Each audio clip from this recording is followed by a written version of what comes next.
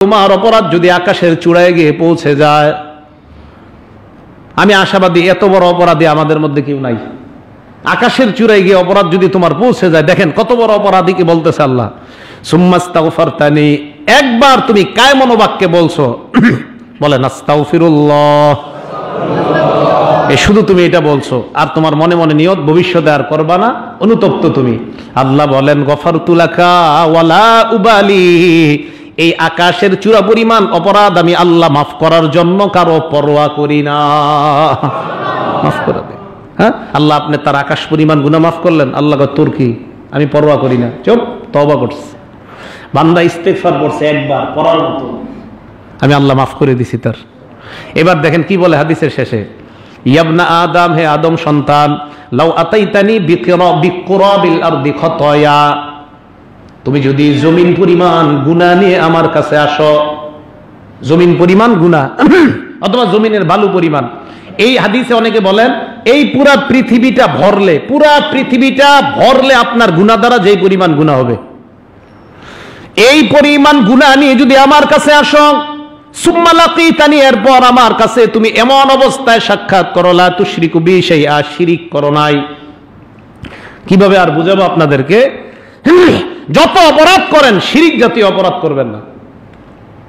আল্লাহ বলেন তুমি দুনিয়া পরিমাণ গুনাহ নিয়ে আমার কাছে আসো, কিন্তু আমার সাথে তুমি শিরিক করো নাই, লা আতাইতুকা বিকরাবিহা মাগফিরাতা, আমি আল্লাহ দুনিয়া পরিমাণ ক্ষমা নিয়ে তোমার কাছে উপস্থিত হয়ে যাই, দুনিয়া পরিমাণ ক্ষমা। তাহলে বলেন আমরা তওবা করলে আমাদেরকে মাফ করবেন কে? আল্লাহ। তাহলে সময়ের মধ্যে তওবা করে নেওয়া।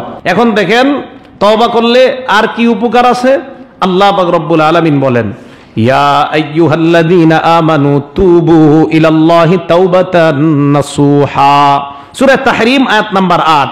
আল্লাহ বলেন হে ঈমানদারগণ, আগের আয়াতে আমি বললাম তোমরা সবাই তওবা করো, কেমন তওবা সেটা কিন্তু আমি আল্লাহ বলি নাই।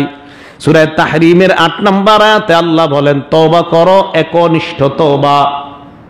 কি তওবা?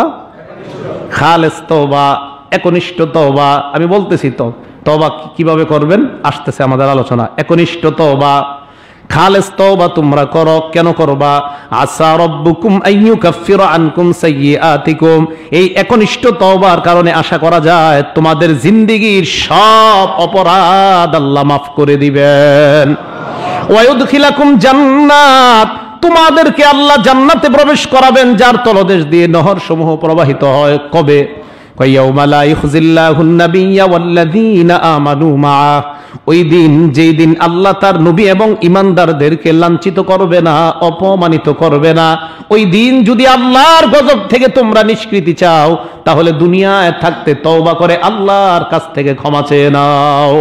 ওই দিন যদি তোমরা চাও, যেদিন আল্লাহ নবীকে লাঞ্ছিত করবে না, ঈমানদারদেরকে লাঞ্ছিত করবে না, তুমি কেমন ঈমানদার হওয়া দরকার? আল্লাহ বলেন নূরুহুম ইয়াসআ বাইনা আইদিহিম ওয়া বিআইমানিহিম, অপরাধ যদি দুনিয়া থেকে তুমি ক্ষমা করে কিয়ামতের ময়দানে যাও, ওই দিন নূর মানে আলো তোমার সামনে থাকবে, তোমার পিছনে থাকবে। এই আয়াতটা নিয়ে আমি একটু ভাবছি যে নূর সামনে পিছে মানে কি? নূরুহুম ইয়াসআ বাইনা আইদিহিম, আপনি জান্নাতের দিকে যাবেন, একটা নূরের প্যাকেটের ভিতরে আপনি থাকবেন, নূরের প্যাকেট, এই নূর নূর সবাই দেখবে আপনি একটা আলোর ঝলকানির মধ্যে আছেন, আর ওটার ভিতরে আপনি, আল্লাহ আপনাকে এই নূরের প্যাকেটে প্যাকেট করে, আর সবাই দেখবে বাহির থেকে আপনাকে ওইভাবে আল্লাহ জান্নাতে নিয়ে যাচ্ছেন। একটু কল্পনা করেন দৃশ্যটা কত চমৎকার হবে, সামনে পিছনে নূর দ্বারা বেষ্টন করা। আল্লাহ বলেন ওরকম যদি চাও তওবা করে দুনিয়া থেকেই ক্ষমা চেয়ে নাও আল্লাহর কাছে। আবার বলেন আস্তাগফিরুল্লাহ। তাহলে আমরা আবার সবাই আল্লাহর কাছে তওবা করলাম। তা আল্লাহ বললেন তোমরা সবাই তওবা করো। কি তওবা? একনিষ্ঠ তওবা।